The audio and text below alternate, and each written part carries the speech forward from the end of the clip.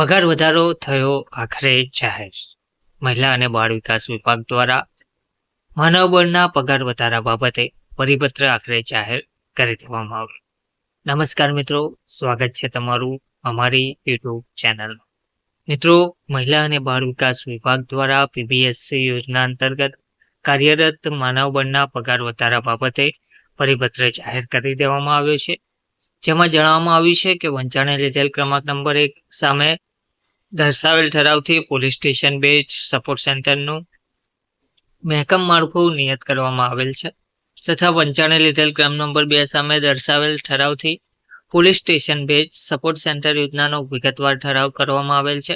ત્યારબાદ વંચાણે લીધેલ ક્રમ નંબર 3 અને 4 સામે દર્શાવેલ ઠરાવથી police station base support centre માટે માનવબળની સેવાઓ નિયત મહેનતાણા મુજબ માન્ય એજન્સી મારફત આઉટસોર્સથી મેળવવાની મંજૂરી આપવામાં આવેલ છે. તો ઉક્ત મહેકમના પગાર વધારા બાબતે વંચાણે લીધેલ ક્રમ નંબર 5 સામે દર્શાવેલ પત્રથી કમિશનર શ્રી મહિલા અને બાળ વિકાસની કચેરી દ્વારા દરખાસ્ત કરવામાં આવેલ છે, જે બાબત સરકારશ્રીની વિચારણા હેઠળ હતી.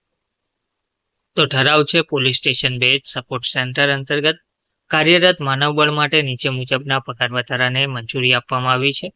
જેમાં સ્ટેટ કોઓર્ડિનેટર નો હાલનો પગાર 45,000 છે, જેનો વધારા સાથે કુલ પગાર 60,000 કરવામાં આવ્યો છે, એટલે કે સીધો 15,000નો વધારો કરવામાં આવ્યો છે.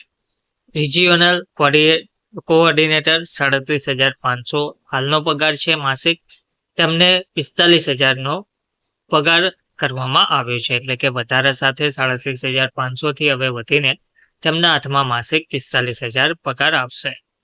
કાઉન્સેલરની જે પોસ્ટ છે તે ઉમેદવારોને 141 જેટલા આઉટસોર્સ કર્મચારીઓ હાલમાં કાર્યરત છે, તેમને હાલનો જે 15,000 પગાર છે તેને 20,000 કરવામાં આવ્યો છે અને કરાર આધારિત 19 જેટલા જે કર્મચારીઓ છે કાઉન્સેલર છે તેમને 15,000 હાલનો પગાર છે. તો તેમના પગારમાં હાલમાં કોઈ વધારો કરવામાં આવ્યો નથી, તેમને 15,000 જ માસિક ચૂકવવામાં આવશે. તો આ અંગેનો જે ખર્ચ છે તે સદરે કરવાનો રહેશે. આ મંજૂરીનો અમલ તારીખ 1/9/2026થી કરવાનો રહેશે. આ ઠરાવ વિભાગની સરકાર ક્રમાંકની ફાઇલ પર નાણાં વિભાગની તારીખ 1/8/2026ની નોંધથી મળેલ મંજૂરી અન્યવે પ્રસિદ્ધ કરવામાં આવેલ છે.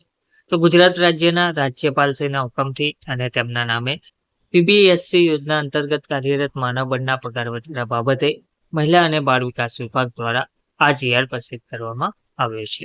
ધન્યવાદ.